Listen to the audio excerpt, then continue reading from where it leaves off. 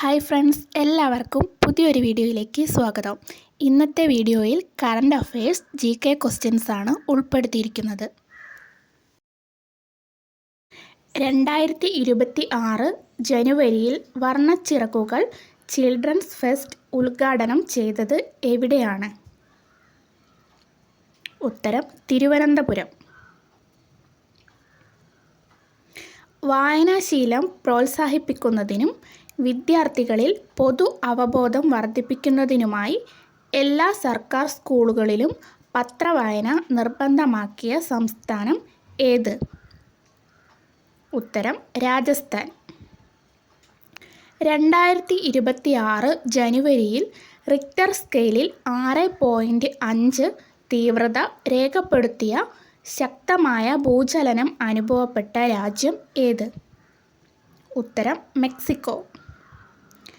വെനസ്വേലയുടെ ഇടക്കാല ചുമതല ഏറ്റെടുത്ത വൈസ് പ്രസിഡന്റ് ആരാണ്? വെനസ്വേലയുടെ ഇടക്കാല ചുമതല ഏറ്റെടുത്ത വൈസ് പ്രസിഡന്റ് ആരാണ്? ഉത്തരം ഡെൽസി റോഡ്രിഗസ്.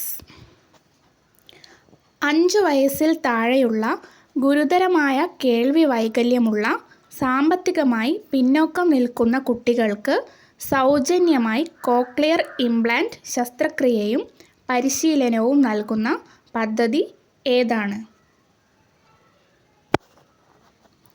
ഉത്തരം ശ്രുതി തരംഗം. സിക്കിം ഹൈക്കോടതിയിലെ പുതിയ ചീഫ് ജസ്റ്റിസായി ചുമതലയേറ്റ കേരള ഹൈക്കോടതിയിലെ മുതിർന്ന ജഡ്ജി ആരാണ്? ഉത്തരം മുഹമ്മദ് മുഷ്താഖ്. കേരളത്തിലെ ക്രൈസ്തവരുടെ പിന്നോക്കാവസ്ഥ പഠിക്കാൻ നിയോഗിച്ച കമ്മീഷൻ ഏത്? കേരളത്തിലെ ക്രൈസ്തവരുടെ പിന്നോക്കാവസ്ഥ പഠിക്കാൻ നിയോഗിച്ച കമ്മീഷൻ ഏത്? ഉത്തരം ജസ്റ്റിസ് JB കോശി കമ്മീഷൻ. ഭിന്നശേഷി സമൂഹത്തിൻ്റെ ശാക്തീകരണവും സാമൂഹിക ഉൾച്ചേർക്കലും മുഖ്യ ലക്ഷ്യമാക്കി 2026 ജനുവരി 19 മുതൽ 21 വരെ തിരുവനന്തപുരത്ത് നടക്കുന്ന ഭിന്നശേഷി സർഗോത്സവം ഏത്? ഉത്തരം സവിശേഷ കാർണിവൽ ഓഫ് ദി ഡിഫറൻറ്റ്.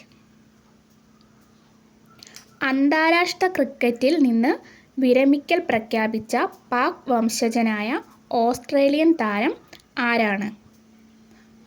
അന്താരാഷ്ട്ര ക്രിക്കറ്റിൽ നിന്ന് വിരമിക്കൽ പ്രഖ്യാപിച്ച പാക് വംശജനായ ഓസ്ട്രേലിയൻ താരം. ഉത്തരം ഉസ്മാൻ ഖ്വാജ. കേന്ദ്ര കൃഷി മന്ത്രാലയത്തിന് കീഴിലുള്ള Indian council of agricultural research നൽകിവരുന്ന ബ്രീഡ് കൺസർവേഷൻ അവാർഡ് നേടിയ മലയാളി ആരാണ്? കേന്ദ്ര കൃഷി മന്ത്രാലയത്തിന് കീഴിലുള്ള Indian council of agricultural research നൽകിവരുന്ന ബ്രീഡ് കൺസർവേഷൻ അവാർഡ് നേടിയ മലയാളി ആരാണ്?